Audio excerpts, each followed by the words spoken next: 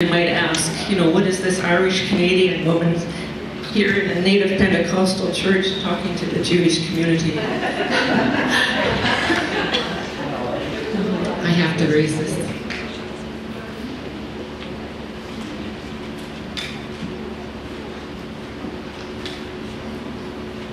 The Lord put it on my heart. He put the Jewish people on my heart first.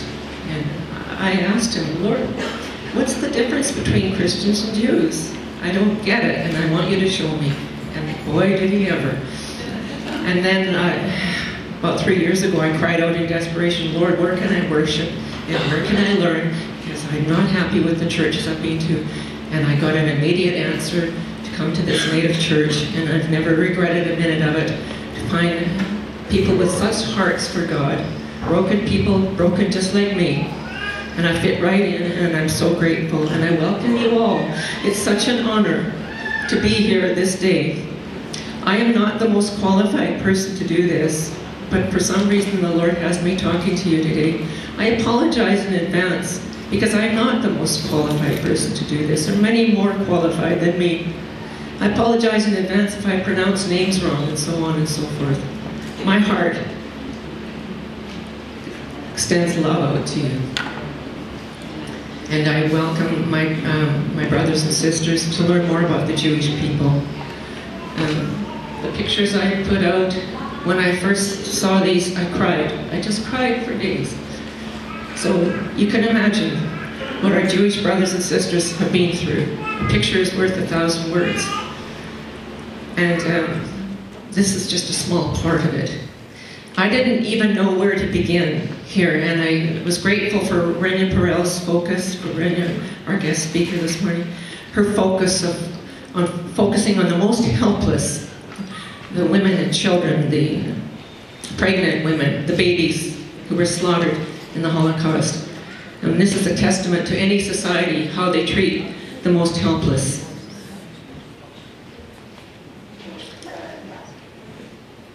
So, for our benefit, I'm going to go through some of the statistics and so on the Holocaust.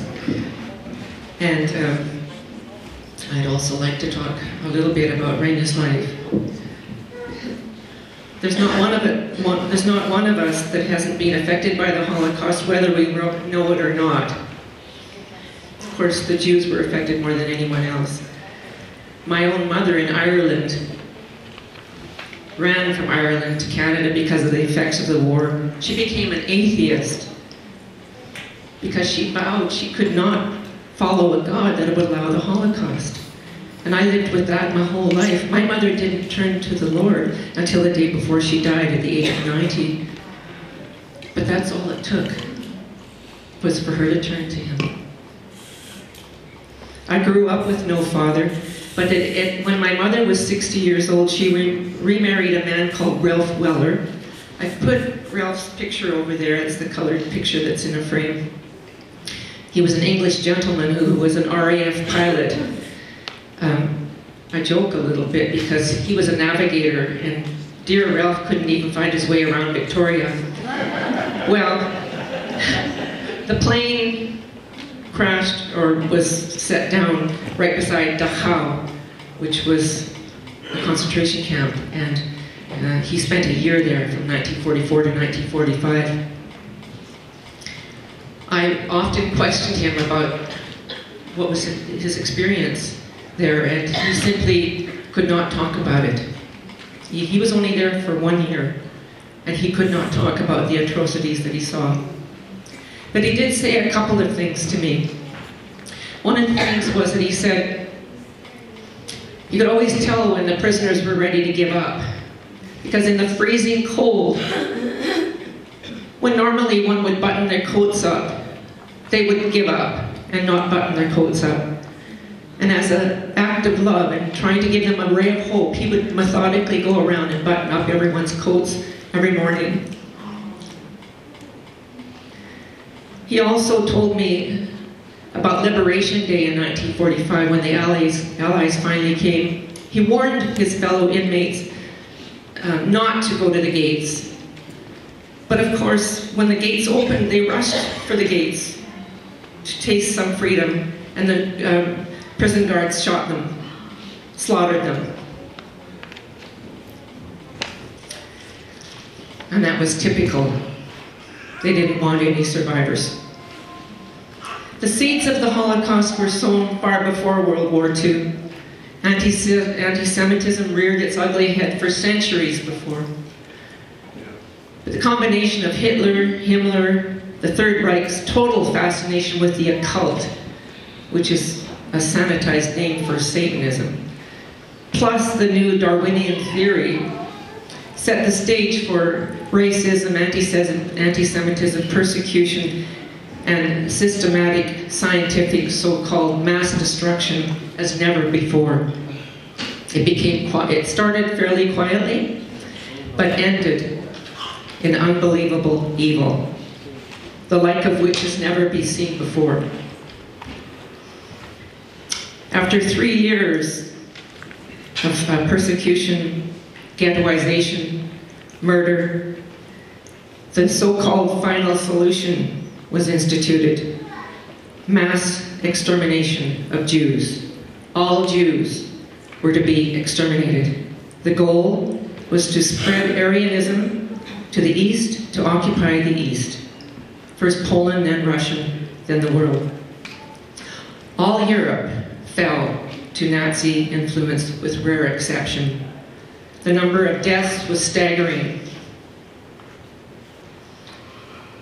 There were 6 million Jews murdered in the Holocaust, and 5 million non-Jews, including gypsies, Serbs, Polish intelligentsia, resistance fighters of all nations, German opponents of Nazism, homosexuals, Jehovah's Witnesses, habitual criminals, beggars, vagrants, hawkers. To put it in percentages, the percentages of Jews that were exterminated: in Poland, 90%. Latvia, 78%. Bohemia, Moravia, 78%. Lithuania, 85%. The Netherlands, 71%.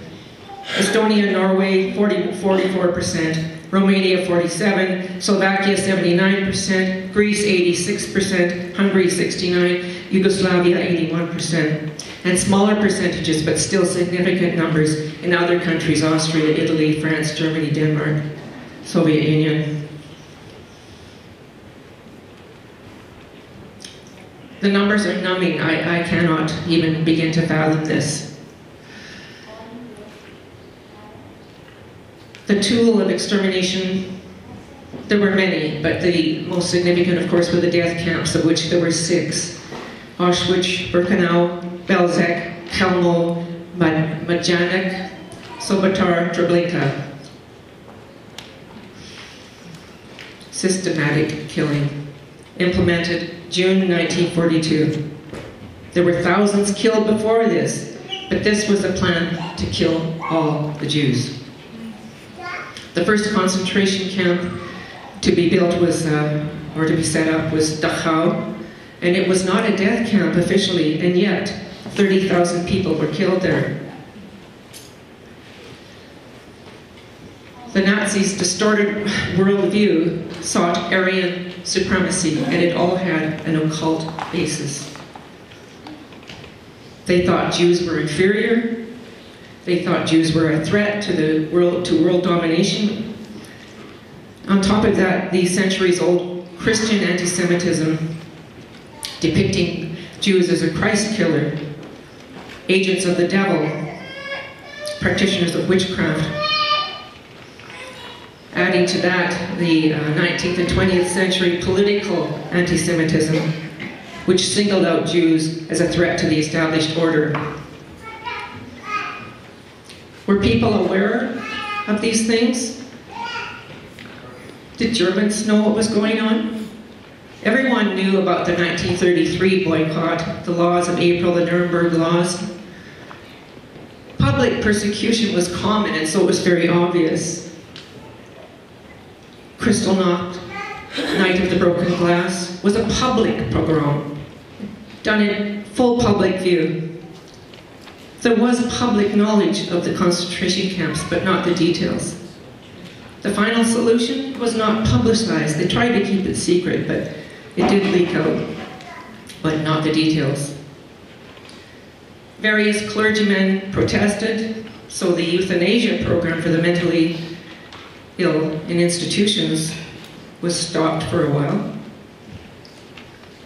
The Jews knew, it was common knowledge amongst them, that anyone sent to the East did not return. Thousands upon thousands of Germans participated in and witnessed the final solution. Everyday people were prison guards. It was their day job. They would go home and do their usual things. But you know, the entire Third Reich, the entire SS, the entire police and army were all following occult doctrine. They were all indoctrinated. They wore occult symbols. The swastika, the SS symbol, occult symbols on their buckles, on their swords, all through their uniforms. Anyway, were there protests? There were no large-scale protests. A few tried to help. For example, in the clergy, Domprost Bernhard Lichtenberg in Berlin publicly prayed for the Jews daily, and he paid for his role by being sent to a concentration camp. Other priests were deported for failing to cooperate with anti-Semitic policies. But most clergy complied with the Nazis and did not protest. The evangelical church tried to negotiate with Hitler, only to find out you cannot negotiate with the devil.